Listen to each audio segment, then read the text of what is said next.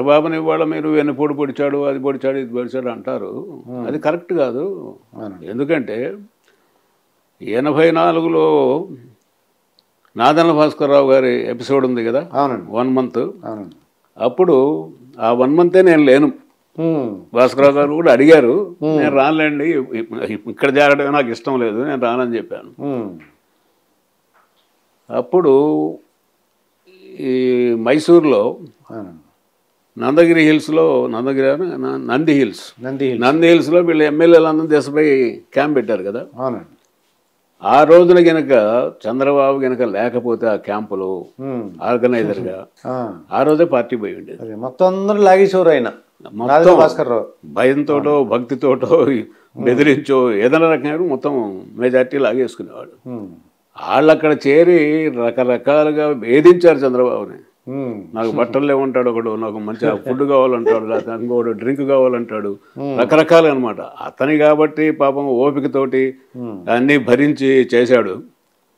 అదే కనుక ఇక్కడ హైదరాబాద్లో ఉన్నట్లయితే, ఆ ముషిరాబాద్ స్టూడియోలోనే ఎక్కడో పెట్టినట్లయితే, అప్పటికీ ఒక రోజున మన అరవిందరావు గారు అప్పుడు deputy commissioner law and order east zone, ఆయన పంపించేసి ఆ ఎమ్మెల్యేలందరినీ బంధించాడు ఎన్టీఆర్. మొత్తాన్ని తీసుకొని రండి అది ఇది. ఆయన వచ్చి మీ అంతటా మీరు ఉన్నారా, మిమ్మల్ని బలపెట్టారంటే, లేదు మా అంతటా మేము ఉన్నామండి అని. అప్పుడు ఏంటంటే ఆఫీసర్లు కొంచెం పర్సనల్ ఇంటిగ్రిటీ ఉండి ప్రొఫెషనల్ ఇంటిగ్రిటీ ఉన్నవాళ్ళు కాబట్టి ఓకే మీరు ఉండండి మాకేమైందని వెళ్ళిపోయినారు. ఇవాళ పరిస్థితి కనుక అయితే లాక్కొచ్చేస్తారు. ఈ గోండాలు పోయో రౌడీలు పోయో పోలీసుల మద్దతుతోటి లాక్కొచ్చి కూడా చేస్తారు. కరెక్ట్ అండి. అప్పుడే పార్టీని బ్రతికిచ్చింది చంద్రబాబు. ఆ తర్వాత 94లో ఆయన అధికారంలోకి వచ్చినాక, ఎన్టీఆర్ మళ్ళీ అధికారంలోకి వచ్చిన తర్వాత సరే అప్పటికి ఆయన జీవితంలో ప్రవేశించింది. నిజమా అబద్ధమా ఎంత అనేది రకరకాల ఊహాగానాలు ఉన్నాయి అందులో. మొత్తం మీద ఆవిడ జోక్యం మాత్రం రాజకీయంగా ఉందని చెప్పి అందరూ నమ్ముతారు. ఆ జోక్యం ఎంతవరకు పోయింది ఏమిటి అనేది ఒక స్టేజ్లో ఏంటంటే, అప్పుడు నేషనల్ ఫ్రంట్ చైర్మన్ కదా ఆయన. అవునండి.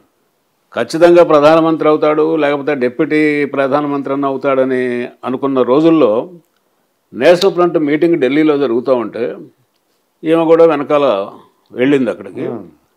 అక్కడ మీటింగ్ అయిన తర్వాత భోజనాలు చేస్తూ ఉంటే ఎన్టీఆర్ తనంతట తాను భోజనం చేయలేడు, సొంతంగా తన చేతులతో అన్నం కలుపుకొని తినలేడు అనేటువంటి ఇంప్రెషన్ కలిగించడానికి ఈవిడ స్పూన్ పెట్టి ఆయన నోట్లో పెట్టడం, అన్ని ఫోటోలు వచ్చినాయి. అప్పుడు నేషనల్ నాయకులందరూ ఏమనుకుంటారు, ఎన్టీఆర్ పని అయిపోయింది, ఇంకేముంది ఆయన ప్రైమ్ మినిస్టర్ అయ్యేది, అసలు అన్నమే తినలేకపోతున్నాడు అనే ఇంప్రెషన్ క్రియేట్ చేసావు అక్కడ. అది అలా తింటూ ఈవిడ ఇంకోలాగా ఆలోచించుంటారు. అక్కడ వదిలేసేసి నువ్వు రూమ్లోకి వచ్చిన తర్వాత ఏమైనా పెట్టు ఎట్లా చెయ్యి. ఇది జరిగిన తర్వాత ఇక్కడ కూడా ఏదో కొన్ని జిల్లాల్లో ఇంటర్ఫేర్ కావటము ఇదని అవన్నీ డీటెయిల్స్ పోతే చాలా ఇబ్బంది లేండి మళ్ళీ. ఎందుకు అంటే ఎవరు కూడా సాహసించలేదంటే, ఎన్టీ రామారావు గారి దగ్గరికి వెళ్ళి లక్ష్మీభారతి ఇన్వాల్వ్మెంట్ వద్దని చెప్పలేదండి. చెప్పారు. అది ఎవరు సాహసించారండి అలా చెప్పారు? దేవేంద్ర గౌడ్, తర్వాత కేఈ కృష్ణమూర్తి, అశోక్ గజపతిరాజు గారు అంటారా, ఈయన మన అశోక్ గజపతిరాజు, వీళ్ళందరూ పోయారు. పోయారు భయపడలేదు.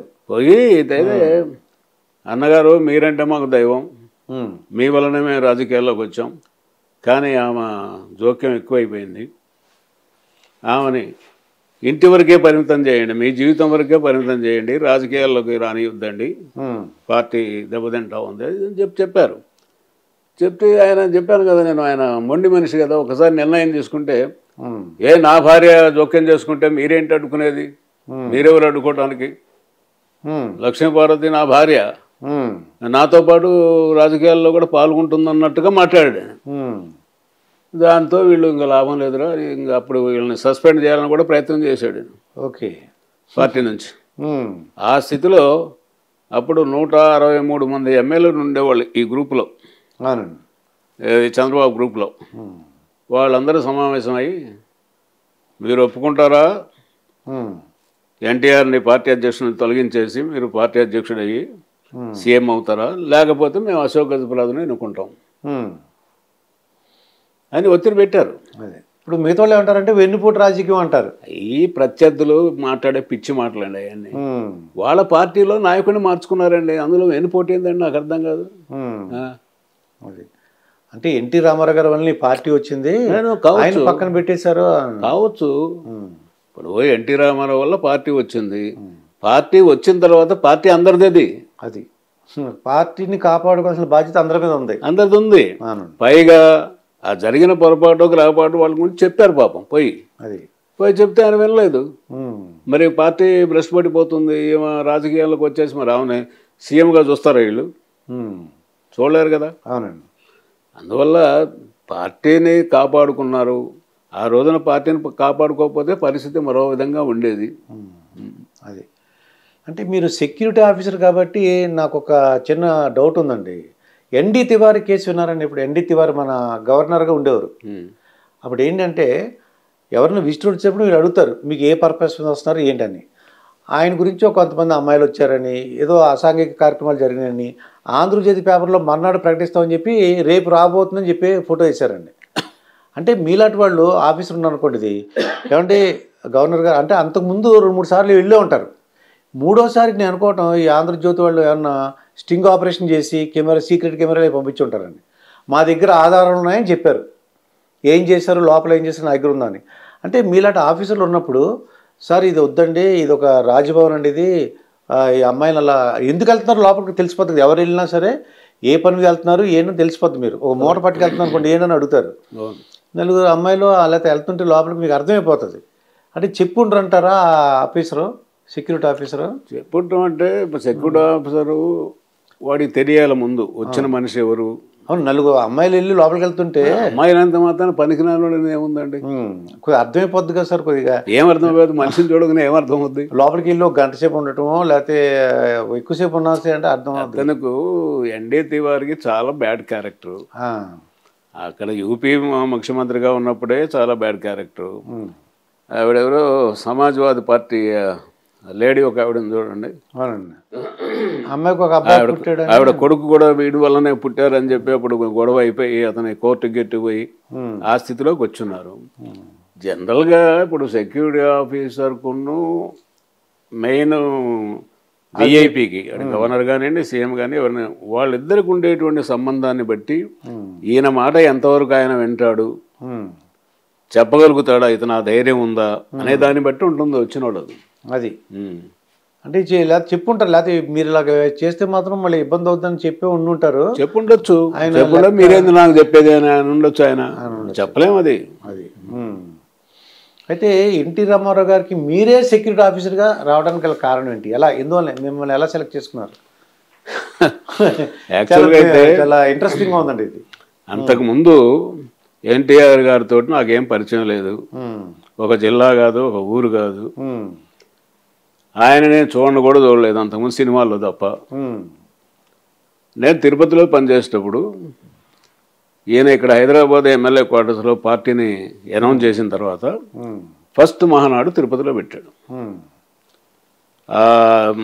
తిరుపతికి చంద్రగిరి అంటున్నా తిరుచానూరుకి మధ్యలో అప్పుడు ఓపెన్ ప్లేస్ చాలా ఉండేది, ఇంత ఇళ్ళు గిళ్ళు అని రాలేదు, అక్కడ మీటింగ్ పెట్టాడు. నాదన్ భాస్కరరావు ఆయన చైతన్య రథం మీద కూర్చొని తిరుపతి యూనివర్సిటీ గెస్ట్ హౌస్ నుంచి బయలుదేరారు.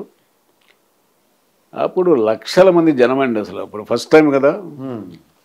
ఏం చేయాలా బందోబస్తు, మనం పోలీసులు లేరు అక్కడ, ముందే 4 పోలీస్ స్టేషన్లు ఉన్నాయి, తిరుపతి, రేణుగుంట, అలిపిరి అవి నాయన్ని, అంతా 100 మంది పోలీసు వాళ్ళు ఉండరు. ఏమవుతారు బాబు అని అప్పుడు మా ఎస్పీ, ఆయన పేరు ఎందుకు అనుకోండి, ఆయన అడిగి సార్ ఆర్మడ్ ఫోర్స్ కావాలి, లక్షల మంది జనం వచ్చేటట్టున్నారు అంటే, దే ఏంటయ్యా నీ ఫోర్స్ తోటి నువ్వు మేనేజ్ చేసుకో, ఏం చేసుకుంటా నాకు అనవసరం. ఆఫ్టర్ ఆల్ ఆయన ఏంటి సినిమా యాక్టరు, నేను అపోజిషన్ డైరెక్టర్ కూడా కాదు కదా, ఎందుకు బందోబస్తు ఇవ్వాలని. నేను మన లెక్చరర్గా పనిచేసిన బ్యాక్గ్రౌండ్ కాబట్టి మంది నేను ప్రతిదీ తేలిగ్గా తీసుకోనండి, నా మనస్తత్వం అది. ఏంటంటే మీరు మాట్లాడేది ఆయన కోసం కాదండి బందోబస్తు పెట్టేది, జనం కోసం అండి. కొత్త సినిమా రిలీజ్ అయితే ఎందుకు పెడతామండి బందోబస్తు, జనం తొక్కిసలాట లేకుండా, స్టాంపీడ్ కాకుండా, దొంగతనాలు జరగకుండా పెడతామండి. లక్షల మంది జనం వస్తాయేమో కూడా నాకు పోలీసు కావాలంటే నువ్వు ఆఫ్టర్ ఆల్ ఆయన ఇదేంటావు సినిమా అదంటావు. యాక్టర్ సినిమా యాక్టరా, అపోజిషన్ లీడరా, ముఖ్యమంత్రి అనవసరం. జనం లక్షల మంది వస్తున్నారు, వాళ్ళ సేఫ్టీ మనం చూడాలంటే నీ ఇష్టమే ఏమైనా చేసుకోవాలని మాట్లాడాను. సరే, ఇంకా అప్పుడు ఫస్ట్ టైం ఆంధ్రప్రదేశ్ పోలీస్ చరిత్రలో రోప్ బ్యారికేడింగ్ అనేది స్టార్ట్ చేసింది నేను. తాళ్ళు పట్టుకుని ఉంటారు, అదే ఫస్ట్ స్టార్ట్ చేసింది నేను, అంతకుముందు లేదు అది. ఒక 5-6 నైలాన్ తాళ్ళు కొనుక్కొచ్చేసేసి ఈ వ్యాన్ పోతా ఉంటే అటుపక్క 2 కానిస్టేబుల్ తాడు పట్టుకొని ఇటుపక్క ముందు వెనక అది వాళ్ళ ముందు నేను నడుచుకుంటా అది టీచర్ కెపాసిటీ చేసేసి కెపాసిటీ. అప్పుడేంది 33-32 ఏళ్ళు ఉన్న వయసులో ఆ జనాన్ని నెట్టుకుంటూ యూనివర్సిటీ గెస్ట్ హౌస్ నుంచి తిరుపతి అవుట్స్కట్స్కి వచ్చేటప్పటికి నేను అలసిపోయా పూర్తిగా. సన్నటి వర్షం పడతా ఉంది. అప్పుడు మీటింగ్ దగ్గర పోయిన తర్వాత బివి మోహన్ రెడ్డి, ఆయన కర్నూలు, ఆయన కూడా ఉన్నాడు కదా, సార్ నాకు బాగా తెలుసు సార్, నర్సయ్య గారు ఇక్కడ డిఎస్పీ గారు, నేను పిలుస్తాను సార్, థ్యాంక్స్ చెప్పండి సార్ అంటే పిలువు అన్నాడు ఆయన. నాకు మనిషిని పంపించి చెప్పాడు, నా డ్యూటీ నేను చేశానయ్యా, స్టేజ్ మీదకి నేను వచ్చేది ఏంది, నేను రాను, నాకేం థ్యాంక్స్ అక్కర్లేదు అని చెప్పి దాన్ని సున్నితంగా తిరస్కరించారు. ఇది అయిన తర్వాత 83 ఎలక్షన్లో ఆయన తిరుపతి నుంచి గుడివాడ నుంచి పోటీ చేశాడు ఎన్టీఆర్. 1983 జనవరి 3వ తారీఖు, జనవరి 5 ఎలక్షన్, జనవరి 3వ తారీఖు ముందు ఆపేస్తారు, 2 రోజుల ముందు సాయంత్రం 3 గంటలకి ఆపేస్తాను. ఆ రోజు ఆయన తన ఎన్నికల ప్రచారానికి యాజ్ ఏ క్యాండిడేట్గా ఆయన తిరుపతి వచ్చాడు. కాంగ్రెస్ క్యాండిడేట్ తరఫున ఆనాటి ప్రధానమంత్రి ఇందిరాగాంధీ ఆవిడ వచ్చారు. సరే, పొద్దున 8:30 కల్లా 9 ఈయన ఫ్లైట్కి వచ్చేసాడు. ఈయన 10 గంటల నుంచి ఒక సిటీలో ప్రోగ్రాం తిరుపతిలో. ఆ టైంలో మా ఇన్స్పెక్టర్ని పంపించి ఎయిర్పోర్ట్కి, సార్ మీరు ముందు చుట్టుపక్కల ఉన్న గ్రామాలు తిరిగి టౌన్లోకి రండి, ఈ లోపల ప్రైమ్ మినిస్టర్ ప్రోగ్రామ్ అయిపోద్ది, మాకు టెన్షన్ లేకుండా ఉంటుందంటే ఆయన రెడీలీ అగ్రీడ్. పక్క ఓళ్ళగా వెళ్ళిపోయినాడు. ఎందుకంటే ఆయన ఎక్కడికి వెళ్ళిన జనాలు వస్తారండి, వలన ఎక్కడికైనా వెళ్ళగలను, ప్లాన్ మార్చుకోగలరు ఆయన. ఊళ్ళకి పోయినాడు. వీళ్ళు కాంగ్రెస్ వాళ్ళు కొంచెం కుచ్చిత రాజకీయాలను దృష్టిలో పెట్టుకొని ప్రైమ్ మినిస్టర్ ప్రోగ్రాము లేట్ చేశారు, కావాలని లేట్ చేశారు. అది ఇంటర్వ్యూ ఉన్నాడు కాబట్టి యూనివర్సిటీలో ప్రోగ్రామ్ కంప్లీట్ చేసి ఓపెన్ టాప్ జీబులో ఊరేగింపుగా వస్తుంది. వాస్తవానికి అది ప్రోగ్రాంలో లేదు. సరే, కొంత దూరం వచ్చిన తర్వాత మీకు తిరుపతి ఐడియా ఉందిగా, భీమాస్ హోటల్ ఉందా, ఆ Bhimas hotel road common point అనమాట. అటు నుంచి ఆవిడ వస్తుంది, ఇటు నుంచి ఈయన వస్తాడు.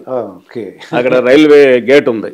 ఇద్దరు ఎదురుపడ్డారు అనుకోండి, ఇప్పుడు పెద్ద ప్రమాదం కదా. అప్పుడు ఆయన అక్కడ వచ్చి వెయిట్ చేస్తా ఉంటే నేను పోయి ఫస్ట్ టైం ఆయనతో మాట్లాడటం, sir prime minister on the way, మీ ఇద్దరికి కామన్ రోడ్డు ఉంది, ఆ కామన్ రోడ్డు దాటేంత వరకు మీరు కైండ్లీ వెయిట్ హియర్. ఎంత మ్యాగ్నానిమస్ అండి మనిషి. Okay young man, no problem, I will wait here, prime minister is prime minister, we must give utmost respect to the prime minister. ఈ రోజులు ఎవడు నన్ను అడగమనండి ఆ మాటలు, వాతో నాకెందుకే, ముందు నేను పోవాలంటాడు. అవునండి, అంత గొప్ప మనిషి అండి ఆయన. వెయిట్ చేశాడు. ఈ కామన్ రోడ్డు దాటిన తర్వాత ఎలా చేసాం, ఈయన మీటింగ్ ఏమో మున్సిపల్ ఆఫీస్కు బ్యాక్ సైడ్ పెట్టాము. ఇందిరాగాంధీ గారి మీటింగ్ ఏమో అలిపిరి కొండ కింద ఒక హై స్కూల్ ఉంది, హై స్కూల్ గ్రౌండ్లో పెట్టాము. ఈయన ఎన్టీఆర్ ఊళ్ళోకి వచ్చాడు, అప్పుడు Chandrababu Congress minister. Indira Gandhi meeting Indira Gandhi meeting organise చేస్తుండే ఆయన. ఒక 10-12 వేల మంది జనం ఉన్నారు ఆయన మీటింగ్లో. ఎప్పుడైతే ఎన్టీఆర్ ఊళ్ళోకి వచ్చాడని చెప్పి తెలిసిందో ఆడవాళ్ళు మగవాళ్ళు కాంపౌండ్ వాళ్ళు దూకి గందరగోళంగా పరిగెత్తడం మొదలు పెట్టారు చూద్దామని ఈ మీటింగ్ రావడానికి. అట్లా జరిగిపోయింది. అది 85లో ఎలక్షన్ అయిపోయింది, రిజల్ట్స్ వచ్చినాయి. ఈయన 9వ తారీఖు ఏదో ప్రమాణ స్వీకారం చేశాడు. చేసిన తర్వాత ఏదో ప్రోగ్రాంలో తిరుపతికి వచ్చాడు ఆయన అఫీషియల్గా సీఎంగా. నగరి దగ్గర ఫాదర్ కుప్పం అనే విలేజ్ ఉంది. అప్పుడు ఏదో ఎస్సీలకు ఉన్న వీళ్ళకి ఏదో గొడవలు అయినాయి. ఓకే. ఆ నైట్ ఈయన మెడ్రాస్ పోవాలి. అప్పుడు మా డిఐజీ ఎస్పీలు ఏం చేశారంటే నైట్ కదా సరే సెక్యూరిటీ ఉన్నా కూడా నువ్వు పర్సనల్గా ఫాలో అవ్వమన్నా. ఫాలో అమ్మన్నారు. నేను ఆయన బండిలోనే కూర్చొని మెడ్రాస్ ఫస్ట్ టైం ఆయనతోటి వెళ్ళాను. వెళ్ళి ఆయన ఇంట్లో డ్రాప్ చేసి వచ్చేస్తాను సార్ అని చెప్పి ఏం మాట్లాడలేదు. కారులో ఏదో సినిమా వ్యవహారాలు అయ్యి అని మాట్లాడు. మంచి ఇంత లడ్డు ఒకటి ఉంది, ఓకే తినవయా అని ఇచ్చాడు. నేను ఎక్కడ తింటాను సార్ ఇంత లడ్డు అని చెప్పి కొద్దిగా ప్రసాదంగా తీసుకున్నా. ఆయన శుభ్రంగా తిన్నాడండి అంత పెద్ద కళ్యాణం లడ్డు. ఏదైనా బాగా తింటాడు ఆయన. అది ఒకటి మాత్రం గొప్పతనం ఆయనకు. అరిగించుకుంటాడు. ఓకే. ఎందుకంటే తెల్లవారుజాము 3 గంటలకు లేచి విపరీతమైన ఎక్సర్సైజులు వ్యాయామం చేస్తాడు కదా, బాగా అరిగించుకుంటాడు. సరే ఆయన వదిలేసి వచ్చాము. 1 year అయిపోయింది సీఎం అయ్యి.